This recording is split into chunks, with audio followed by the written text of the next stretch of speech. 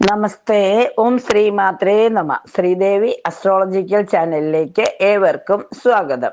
2025 ജനുവരി 1 മുതൽ ഡിസംബർ 31 വരെയുള്ള ഒരു വർഷക്കാലം മകരം രാശിക്കാർക്ക് എന്തെല്ലാം ഗുണഫലങ്ങളാണ് ഉണ്ടാകുന്നത്, എന്തെല്ലാം കാര്യങ്ങളാണ്, എന്തെല്ലാം പ്രാർത്ഥനകളാണ് ചെയ്യേണ്ടത് എന്ന് നമുക്കൊന്ന് പരിശോധിക്കാം. ഏറ്റവും പ്രധാനമായും മകരൻ രാശി എന്ന് പറയുമ്പോൾ ഉത്രാടത്തിന്റെ അവസാനം 3 പാദവും തിരുവോണവും അവിട്ടത്തിന്റെ ആദ്യ 2 പാദവും ചേരുന്ന 2.25 നക്ഷത്രം.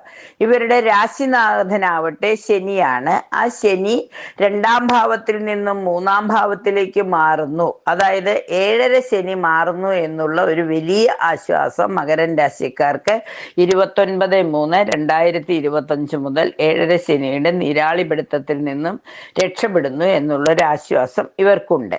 അതൊരു വലിയ ആശ്വാസം തന്നെയാണ്. അതുകൊണ്ട് തന്നെ രാശിനാഥനായ ശനീശ്വരനെ പ്രാർത്ഥിച്ച് എല്ലാ സൗഭാഗ്യങ്ങളും നിലനിർത്തി തരുവാൻ പ്രാർത്ഥിക്കണം.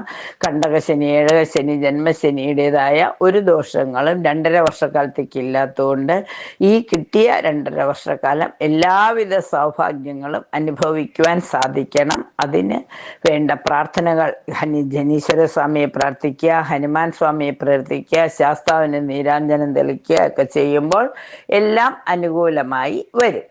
ഇനി നമുക്കുള്ളത് വ്യാഴത്തിന്റെ രാശിമാറ്റമാണ്. ഇപ്പൊ മകരൻ രാശിക്കാരെ സംബന്ധിച്ചിടത്തോളം 14/5/2025 വരെ വ്യാഴം അതിൻ്റെ ഏറ്റവും അനുകൂല ഭാവത്തിൽ 5ാം ഭാവത്തിൽ നിൽക്കുകയാണ്. സന്താനങ്ങൾക്കാണെങ്കിലും ദൈവാധീന കാര്യങ്ങളിലാണെങ്കിലും ഏത് കാര്യത്തിനിറങ്ങിയാലും അല്പം ആശ്വാസമായിരുന്നു 5ാം ഭാവത്തിലെ വ്യാഴത്തിന്റെ സ്ഥിതി. 5 എന്ന് പറയുമ്പോൾ മനസ്സാണ്, നമ്മുടെ ആഗ്രഹങ്ങളെല്ലാം സഫലീകരിക്കുന്ന സന്താനങ്ങളുടെ ഭാവം കൂടി ആയതുകൊണ്ട് 5ലെ വ്യാഴം എല്ലാ ആത്മസംതൃപ്തിയും അനുഭവിച്ചു കഴിഞ്ഞു.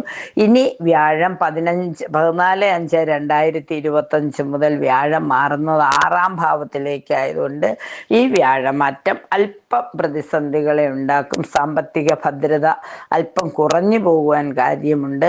ഉദ്ദേശിച്ചിരുന്ന രീതിയിൽ വർക്ക് ഫിനിഷ് ചെയ്യുവാനോ അല്ലെങ്കിൽ ആ ചെയ്ത വർക്കിൽ പൂർണ്ണ അസംതൃപ്തിയോ ലഭിക്കണമെന്നില്ല. അപ്പോൾ പരിഭവവും പരാതിയും കഷ്ടതകളും വരാതിരിക്കുവാൻ കർമാധിപന്റെ കൂടെ മറ്റുള്ളവരും കൂടി ചേർന്ന് നിന്നുകൊണ്ട് കർമ്മം ചെയ്ത് എല്ലാം വിജയത്തിലെത്തിക്കുവാൻ ആത്മാർത്ഥമായി ശ്രമിക്കേണ്ടതാണ്. ചെറിയ ചെറിയ പ്രശ്നങ്ങൾ പോലും വന്നാൽ അത് നിയന്ത്രിച്ച് മുന്നോട്ട് കൊണ്ടുപോകുവാൻ മകരം രാശിക്കാർ പ്രത്യേകം ശ്രദ്ധിക്കണം. വ്യാഴത്തിൻ്റെ ഒരു അനുകൂലമില്ലെങ്കിൽ പിന്നെ അത് പ്രശ്നങ്ങൾക്ക് വരാൻ സാധ്യതയുള്ളതുകൊണ്ട് വ്യാഴപ്രീതിക്കായി ഗുരുവായൂർ ക്ഷേത്ര ദർശനം നടത്തുന്നത്, തിരുപ്പതി ദർശനം, ശ്രീരംഗം തുടങ്ങിയ വിഷ്ണു ക്ഷേത്രങ്ങളിൽ ദർശനം നടത്തുന്നതും യഥാശക്തി വഴിപാട് കഴിക്കുന്നതും ഓം നമോ ഭഗവതേ വാസുദേവായ എന്ന് നിത്യം ജപിക്കുന്നത്, വിഷ്ണു സഹസ്രനാമം ജപിക്കുന്നത്, വിഷ്ണു അഷ്ടോത്തരം ജപിക്കുന്നത്, അച്യുതൻ കേശവന്റെ അന്നുള്ള ഭഗവാന്റെ കീർത്തനം ആലപിക്കുന്നത് ഒക്കെ ഒരുപാട് ഗുണഫലങ്ങൾ നൽകും. വ്യാഴത്തിൻ്റെ ഒപ്പം തന്നെ ബുധപ്രീതിയും കൂടി വരുത്തുമ്പോൾ എല്ലാ സൗഭാഗ്യങ്ങളും ഒരുപോലെ നിലനിർത്തി കൊണ്ടുപോകുവാൻ സാധിക്കും. അപ്പോൾ വ്യാഴപ്രീതിയും ബുധപ്രീതിയും വരുത്തി എല്ലാ സൗഭാഗ്യങ്ങളും നിലനിർത്തി കൊണ്ടുപോകാൻ വളരെ ആത്മാർത്ഥമായി പ്രവർത്തിക്കേണ്ടതാണ്. ഇനി വ്യാഴത്തിൻ്റെ പ്രീതിയോടൊപ്പം തന്നെ വരുന്ന ഒന്നാണ് 18/5/2025 വരുന്ന രാഹു കേതു മാറ്റം. രാഹു 4ാമിടത്ത്, അതായത് നിൽക്കുന്ന രാശിയുടെ 3ാം ഭാവത്തിൽ നിൽക്കുന്ന രാഹു 2ാം ഭാവത്തിലേക്ക് വരുന്നു എന്നുള്ളത് അല്പം വിഷമമുണ്ട്. കാരണം 2ൽ ശനിയുടെ കഷ്ടതകൾ കുറച്ച് അനുഭവിച്ചതാണ്. ഇപ്പം 2ലേക്ക് രാഹു മാറ്റം വരുമ്പോൾ സാമ്പത്തികമായി ചെറിയ ബുദ്ധിമുട്ടുകൾ വരുവാനുള്ള സാധ്യതയുണ്ട്. അതുപോലെ തന്നെ കേതു വരുന്നത് ചിങ്ങൻ രാശിയിലേക്കാകുമ്പോൾ അതും ഒരു അല്പം പ്രതീക്ഷിക്കാത്ത ബുദ്ധിമുട്ടുകൾ, അഷ്ടമത്തിലേക്ക് 6ാം ഭാവത്തിലേക്ക് വരുന്നത് കൊണ്ടും കുറച്ച് ബുദ്ധിമുട്ടുകൾ അനുഭവിക്കേണ്ടതായി വരും. അത് കാര്യമാക്കേണ്ടതില്ല. ഗണപതി ഭഗവാനെ പൂർണ്ണമായും പ്രാർത്ഥിച്ച് ഒരു വെറ്റിലമാലയൊക്കെ ഗണപതി ഭഗവാൻ ഒരു കറുകമാലയൊക്കെ ചാർത്തി നാളികേരമൊക്കെ ഉടച്ച് ഗണപതിക്ക് നാളികേരം ഉടയ്ക്കുന്നതോടൊപ്പം തന്നെ ഒറ്റയപ്പം വഴിപാടൊക്കെ കഴിക്കുമ്പോൾ ആ ദോഷങ്ങൾക്ക് ഒരു പരിധി വരെ സഹായമാകും. ഇന്ന് അതായത് 2025 ഫെബ്രുവരി 1 വരചതുർത്ഥി നാളാണ്. അപ്പൊ ഗണപതി ഭഗവാന് പ്രത്യേക പ്രാർത്ഥനകളൊക്കെ ചെയ്യുക, ഗണപതി ഭഗവാന്റെ മന്ത്രങ്ങളൊക്കെ ജപിക്കുമ്പോൾ എല്ലാ ഗുണഫലങ്ങളും അനുഭവയോഗ്യമായി തീരുന്നതാണ്.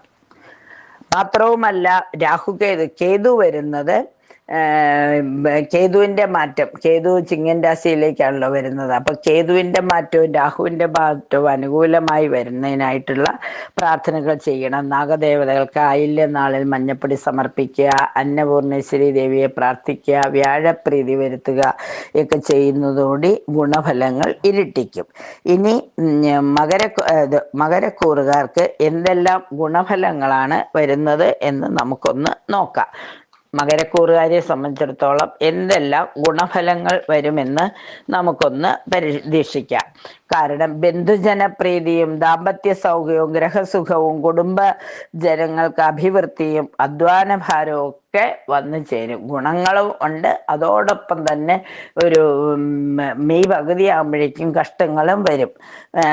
വിശേഷ വസ്ത്രാഭരണങ്ങളൊക്കെ വരുമെങ്കിലും മെയ് മാസം മുതൽ കുറച്ച് പരാജയ ഭീതി, പരീക്ഷകളില് ഉന്നത വിദ്യാഭ്യാസത്തിന് IITs തുടങ്ങിയുന്ന പരീക്ഷകൾ എഴുതുമ്പോൾ അതിൽ വേണ്ടത്ര സ്കോർ കിട്ടാതെ ബുദ്ധിമുട്ടുന്നു. OET ഒക്കെ എഴുതുന്നവർക്ക് വേണ്ടത്ര സ്കോർ കിട്ടാതെ ബുദ്ധിമുട്ടുകൾ വരാനുള്ള സാധ്യതയുണ്ട്.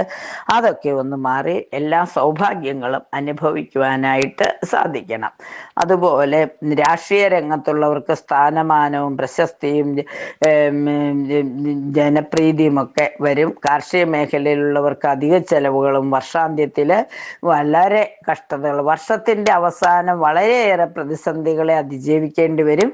പക്ഷെ വളരെ തന്മയത്വത്തോടുകൂടി ക്ഷമാപണത്തോടുകൂടി ക്ഷമയോടുകൂടി ഇരുന്ന് പതുക്കെ കാര്യങ്ങൾ ചെയ്യുമ്പോൾ ആ ബുധന്റെയും ശുക്രന്റെയൊക്കെ അനുകൂലം ഇവർക്ക് നല്ല ഗുണഫലങ്ങൾ നൽകും. ഹനുമാൻ സ്വാമിയെ പ്രാർത്ഥിക്കുന്നതോടുകൂടി ദോഷങ്ങളുടെ ഒരു 90% ഫലവും, അതായത് ദോഷങ്ങളുടെ കാഠിന്യം കുറയും. അതുപോലെ അന്നപൂർണേശ്വരി ദേവിയെയും മഹാലക്ഷ്മിയെയും പ്രാർത്ഥിക്കുമ്പോൾ എല്ലാം മംഗളമായി ഭവിക്കുന്നതാണ്. അതിന് പ്രത്യേകം ഓം ഹ്രീം ശ്രീം ഹ്രീം ക്ലീം ശ്രീം ക്ലീം വിത്തേശ്വരായ നമ എന്ന് കുബേരലക്ഷ്മി മന്ത്രം ജപിക്കാം. ജയ് മഹാലക്ഷ്മി, ജയ് മഹാലക്ഷ്മി, ജയ് മഹാലക്ഷ്മി എന്നുള്ള മഹാലക്ഷ്മി മന്ത്രവും മഹാലക്ഷ്മി അഷ്ടവും ഒക്കെ നിത്യം ജപിക്കുന്നതോടുകൂടി വരാനിരിക്കുന്ന ദോഷങ്ങളെല്ലാം പെട്ടെന്ന് അയഞ്ഞുപോയി കേസ് അനുകൂല രീതിയിൽ വരുവാനുള്ള സാഹചര്യങ്ങളൊക്കെ ഉണ്ടാകും. ശനിയാഴ്ചകളിൽ കരിനീല വസ്ത്രമോ കറുത്ത വസ്ത്രമോ ധരിക്കുന്നത്, ദാനം, ശനിയാഴ്ച ഭക്ഷണവും വസ്ത്രവും ഒക്കെ ദാനം കൊടുക്കുകയും, അതുപോലെ ഹനുമാൻ സ്വാമി ക്ഷേത്രങ്ങളിൽ ദർശനം നടത്തുന്ന ആലത്തിയൂർ ഹനുമാൻ സ്വാമി, അതുപോലെ ദേശത്തുള്ള ഹനുമാൻ സ്വാമിയുടെ അമ്പലം, അതുപോലെ ശുചീന്ദ്രത്തുള്ള ഹനുമാൻ സ്വാമിയുടെ അമ്പലം, അങ്ങനെയുള്ള ഹനുമാൻ സ്വാമി ക്ഷേത്രങ്ങളൊക്കെ സന്ദർശിക്കുക. തൃപ്രയാർ ശ്രീരാമസ്വാമി ക്ഷേത്രത്തിൽ, ഹനുമാൻ സ്വാമി ക്ഷേത്രത്തിലും പോവുക. വിഷ്ണുമായ സ്വാമി ക്ഷേത്രത്തിലൊക്കെ ദർശനം നടത്തി ദോഷങ്ങളെല്ലാം കുറയ്ക്കുക. കഴിയുന്നതും ശനിയാഴ്ചകളിൽ കറുത്ത വസ്ത്രവും കരിനീല വസ്ത്രവും ധരിക്കുന്നത് പോലെ തന്നെ ഇന്ദ്രനീലം ധരിക്കുകയും ചെയ്യുമ്പോൾ ദോഷങ്ങൾ കുറഞ്ഞ് മകരം രാശിക്കാർക്ക് എല്ലാ സൗഭാഗ്യങ്ങളും അനുഭവയോഗ്യം ആവുന്നതാണ്. എല്ലാ നന്മകളും മകരം രാശിക്കാർക്ക് അനുഭവയോഗ്യമാവട്ടെ എന്ന് പറഞ്ഞുകൊണ്ട്, ശനിയുടെ ആനുകൂല്യങ്ങളെല്ലാം അനുഭവയോഗ്യമായി തീരട്ടെ എന്ന് പറഞ്ഞുകൊണ്ട് നിർത്തുന്നു.